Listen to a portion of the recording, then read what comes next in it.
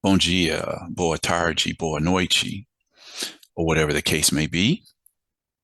My name is Marcus, and I am the host of the Black Brazil Today YouTube channel, as well as the blackbraziltoday.com blog, where I analyze Brazil from the perspective of race. So tonight I wanted to take on another topic that I occasionally like to dive into. As the channel as well as the blog, it's mostly a focus on the aspect of race and how it plays out in Brazil. But I don't think you can get a full assessment of the situation in Brazil unless you look at just various topics, and you see how some of these topics will overlap. So I've always been intrigued about how relationships work in Brazil. Obviously I have my own experiences. It's just something I want to cover because so many people, what I'm hearing in the United States, particularly among American men, regardless of race, many of them are seeking, long-term relationships overseas. And so, I remember some years ago, there was this young lady that I was kicking it with at the time. And she saw that, this was like the first few years that I was going to Brazil.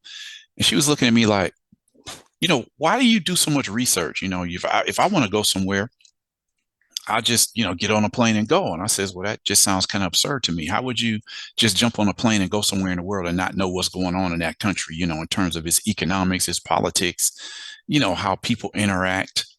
You catch a plane, go over to the other side of the world and realize the country's in the middle of a civil war or something like that. That was just utterly ridiculous to me. But one thing I'll say is that as I focused a lot on race over the years, and because of just studying stuff in Brazil, I would pick up a whole lot of information on topics that had nothing to do with race, but in some ways they did, because obviously if you have Black Brazilians, whatever that topic might be, it might affect them also. So I was always curious about how, relationships play out in Brazil. And so, besides many of my own contacts, people I've known over the years, things that people tell me, I hear the male perspective, I hear the female perspective. And I says, okay, it's nothing just necessarily shocking to me, but at the same time, I do think that if people are looking to find love in Brazil, these are just some of the things that you should just be aware of. I'm not a person who believes that every single study that comes out it's a 100% accurate portrayal of the topic, but it's just something for you to put in your back pocket. Just keep this in mind, right? So I wanted to talk about relationships and how it seems that well, just to look at the culture of cheating in Brazil, a person who may have a long time relationship or might actually be married, but yet they got something going on the side. It's obviously in the United States that's nothing that's unheard of, but as I said, there's so much that you can learn about Brazil. I don't think you can ever have too much information, particularly if you're interested in traveling to the country and you're interested in dating people there.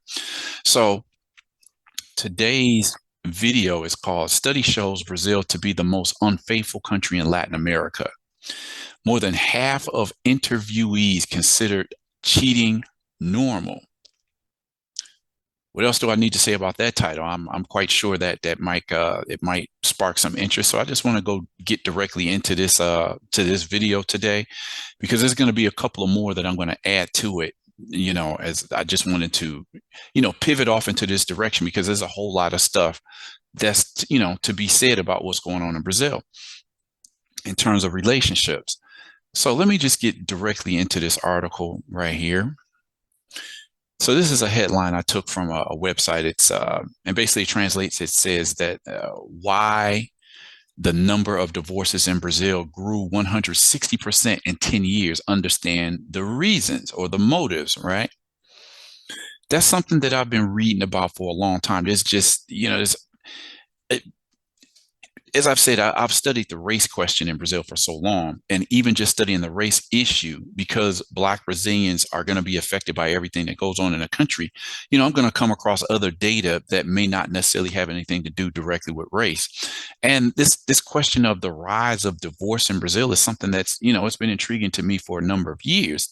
I mean, if you just punch up some keywords, you'll see some pretty shocking data. I have data that goes back to 2014, 2018, 19, 21, 22. And I'm just like, okay, what's going on in Brazil? Just look at some of these headlines here. Divorces grew 24% in Brazil in 2021. And what does it say? Came to 37,000 divorces in the first semester. This is articles from February 2023. Divorces go back to beat a record in the country, says the IBGE, which is it's the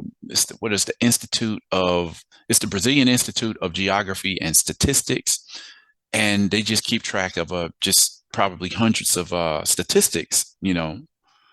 It's part of the Brazilian government, actually, and they just come out with fascinating studies all the time, just bringing out the numbers. 2022 divorces in Brazil reach a record 80,573 acts in 2021. Let me see what else we have here. Why did the number of divorces in Brazil grow 160%? Here we have the new era of divorce.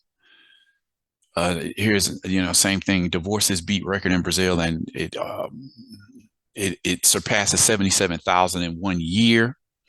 This is the other article, the new era of divorce. Let me see, what is this here? Okay, so that's where I took the photo from that article. It comes from here. Let me see, is there anything else? Divorces in Brazil reach a record of 80,573 acts in 2021, 4% higher than 2020 when there were 77,509 divorces, right? So today, the piece that I'm focusing on that I translated is this one right here from the Estado de Minas newspaper. Research reveals that Brazil is the most unfaithful country in Latin America. So let me just dive right into this article, because it's quite intriguing to me. When I enter a new topic, if I get into this the way that I did with the race topic, this is going to go pretty deep, because there's plenty of information out here talking about this topic. So, infidelity and divorce. This article isn't directly connected to divorce, but when you get to talking about people having affairs within their relationships, and you can see it's one of the reasons that's listed as why divorce rates are going up in Brazil. During the whole pandemic, it was out of control. The divorces, it was almost like people had to spend day to day with each other all day and all night or whatever, and it just seemed like, well, they come to find out they don't really like each other as much as they thought they did. That's a whole nother subject, but that is one of the key reasons for the explosion of divorces over the years in Brazil. Divorces were exploding before the pandemic. Let's not, I don't want to get that twisted. Divorces have been growing in Brazil for a number of years, and it just seemed like the pandemic just exploded it, right? So let me get into this article. I'm sure some of you have heard of the Ashley Madison website. Ashley Madison, obviously, it has an affiliation in Brazil as well. As you can see, this is written in Portuguese here. It says here, life is short, have an affair or enjoy an affair. So going into the reasons, or we'll say the outcome of people having affairs, and you have to start off with something like Ashley Madison, a cheating site that grows more among women in Brazil. Intriguing. With an average of 5,000 new accounts per day, Brazil is among the fastest growing countries in the Ashley Madison network. This is an article from the Tech Tudo website written by Felipe Garrett. The Ashley Madison Affair website registered a higher growth among women in Brazil during 2020, according to official data released by the platform. Throughout the year, the network that attracts committed people in search of new relationships registered the presence of 2.2 women for each man. Remember the biggest internet controversies in 2020? For each man. Another important fact is that on average, Brazil registered 137,611 new accounts per month on the site, second only to the United States in the ranking of 21 countries. With an average of almost 5,000 registrations per day in Brazil alone, Ashley Madison already has a community of 70 million users worldwide, a number that it tended to grow even more during the pandemic, which is what I was just talking about. Okay. So again, the app for extramarital relationship shows that 7 out of 10 Brazilians consider it possible to love and be unfaithful. This piece is by Amando Serrano, and it's from June of 2022. More than half of the interviewees consider cheating to be normal. So, get into the article. It says, statistics don't lie. Gleeden, a discrete dating app designed by and for women, constructed a ranking of the most unfaithful countries based on the concentration of registered users in each geographic location, and Brazil ranked first as the most unfaithful country in Latin America. According to Sylvia Hubis, Glendon's director of communication and marketing in Spain and Latin America, in just a year and a half since the app arrived in Brazil in 2021, the country has become the #1 in Latin America in terms of subscribers. Brazil has the largest Gleeden community in Latin America with almost 460,000 members. We have 1.5 million across Latin America, she explains. I guess we kind of get an idea of what this picture is trying to say, right? To understand the perception and the environment of the personal, romantic, and sexual relationship of Brazilians, the application decided to promote the first study on infidelity in Brazil. The investigation addressed topics such as infidelity, gender difference, and digital infidelity with the interviewees, and found that 8 out of 10 Brazilians were unfaithful, and 7 out of 10 Brazilians considered that it is possible to love and to be unfaithful. The survey showed that 62% of Brazilians consider infidelity to be natural to some extent. Dig that. The most common reason why Brazilians commit infidelity is for sexual reasons, problems, desire, sexual curiosity that represent 50% of the causes.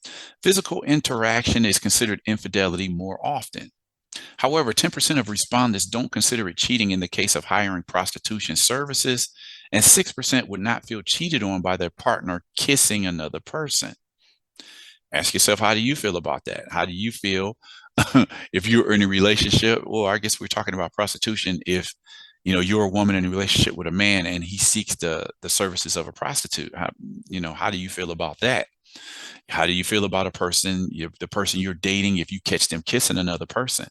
Okay, so these numbers are relatively small. 10% and 6%, respectively, found it wasn't cheating. Right, that's a pretty low number when you can, when you look at the whole category. Like, that's pretty small. Only 10% considered that cheating, or only 6% considered kissing another person as cheating. 10% considered cheating a person seeking prostitution services. Okay. About 86% of Brazilians have cheated. This is the highest percentage in Latin America. This may be because more than 60% of Brazilians think infidelity is only human. Or more than 70% think they can be in love with their partner, but also be unfaithful to them. Sex is very important for Brazilians who always look for it, but as a couple, they value other things more, says Hubis. Unlike other studies promoted by Gleeden in Latin America, Carnival, a typically Brazilian party, appears as a driver of infidelity. According to the research, 7 of 10 Brazilians consider that people are more unfaithful during Carnival.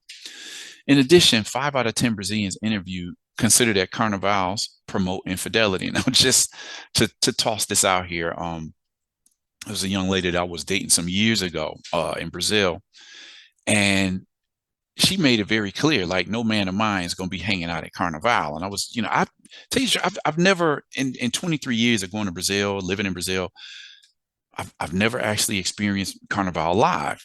I've seen it on TV, obviously. I've seen videos, DVDs, and whatever, but I've never actually gone to Carnival. And so I was just looking at her like, what's the problem if I wanted to go check out Carnival? My background is in social sciences, anthropology. So if I went to Carnival, I would clearly want to have and get an understanding firsthand of what it is to experience Carnival. But she made it clear, like, In the world of samba, samba being Brazil's most iconic type of music, it's most connected to Brazilian culture. And, it's just like, samba, soccer, Carnival. It's, her view was just like, any man hanging out with his boys, whether you're playing soccer, you're hanging out at Carnival, you're at a bar. These are situations that most often lead to cheating, because she was just adamant about that. It wasn't even really a big deal because, like I said, I haven't ever been to Carnival, so it wasn't something that I'm extremely interested in going to. But if I did develop that interest, it's clear, like, okay, a lot of people see, and this is what this article is bearing out right here. A lot of people feel that Carnival just creates the situations that promote cheating. Okay. Another important data from the Gleaton study revealed that Brazil is understanding when it comes to forgiving an unfaithful partner. 6 out of 10 respondents would not be willing to end the relationship because of a betrayal.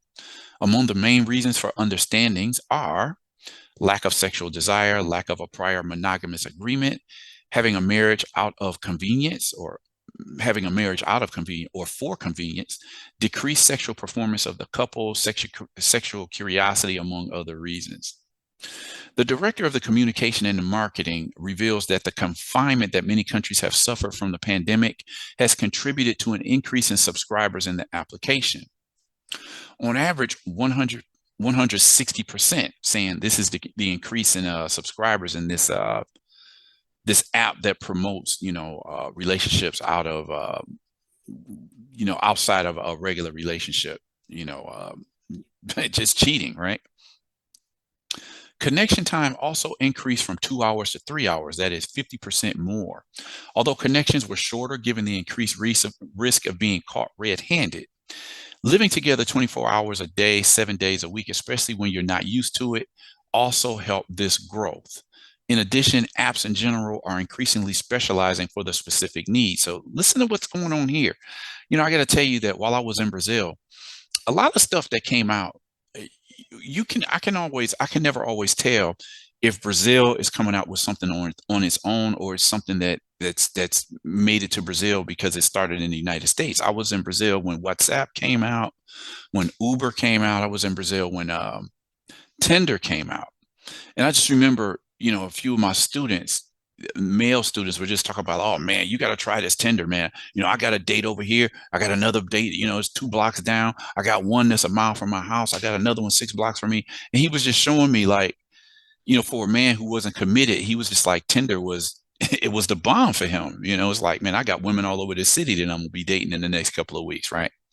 So intriguing, I think it's going to be intriguing to look 20 years from now to see what the outcome of having all of these dating apps are going to be on human relationships. I'll be curious to see. So as we can see, what they're saying in this last particular paragraph, it was not only the pandemic, but what I suggested before. It's like, people having to be with each other 24 hours a day, 7 days a week. And it'd be a thing of like, man, can I get away from you for a little while? And these apps come in handy when they want to find, a little bit of leisure with another person. Digital infidelity is gaining more and more space for debate among Brazilians. According to the study, the consumption of intimate images is considered infidelity depending on the source of the files. If the images are sent directly, they are considered infidelity by 95% of the interviewees. If the images are from a public source, or PORN, they are considered infidelity by only 19%. It can be concluded that the possibility of digital infidelity turning into physical infidelity is what makes it more or less relevant. So get what they're saying there. If somebody pops up in your DMs, expresses interest, sends pictures, particularly those of a graphic nature, then people tend to look at that as being more of a springboard to cheating or just outright infidelity.